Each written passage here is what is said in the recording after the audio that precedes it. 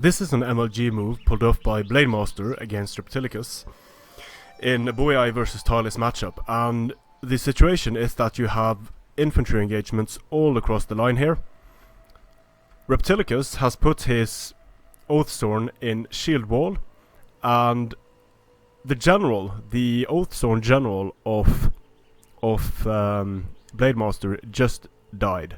So this is not good for Blademaster at all. The general got charged in the center and he died by Reptilicus' general. So Blademaster is going to have to use everything at his disposal to make his infantry as effective as possible. So what he's going to do here is he's actually going to pull out his Oathsworn from this engagement.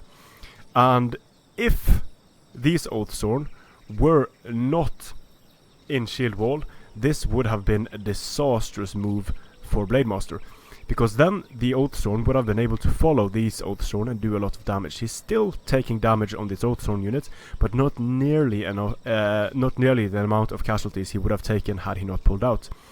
So what he's going to do here is to prevent being followed and to get a charge on these Oathsworn. He's actually going to charge the Oathsworn in shield wall. So these Oathsworn are just standing around looking stupid. They're going to get charged by the heavy horse. Not a great charge by the heavy horse by any means, but this serves a dual purpose.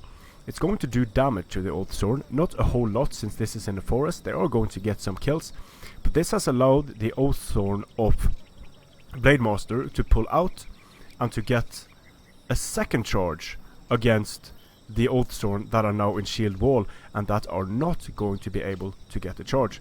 So the Oathsworn are going to eat javelins here. And Blademaster, on this charge, he's going to get charge bonuses a second time against these Oathsworn units. And these Oathsworn units are at a similar strength at this point, but just look at what happens to the Oathsworn general of Reptilicus. Not the general, but just the Oathsworn of Reptilicus. Now they're getting charged again. And they are dropping, because they just got charged by an Oathsworn unit that got a second charge bonus off against these Oathsworn. Now, another Oathsworn unit comes into the fray to deal with the Oathsworn of Blademaster, but Blademaster pulls off a second MLG move. He pulls out the Oathsworn that can be safely pulled out because they are up against the unit in shield wall. He got a charge against this unit.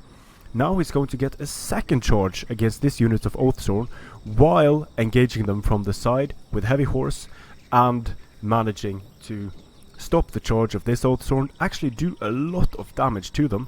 These guys have killed now 12 Oathsworn on those two charges, and this unit is racking up the kills against this Oathsworn unit that was in a position to rear charge.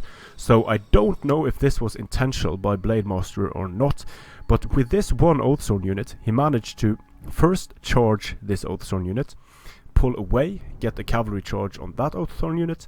When this Oathsworn unit moved into rear charge, he was able to counter charge into the Oathsworn while getting a good charge with his heavy horse as well.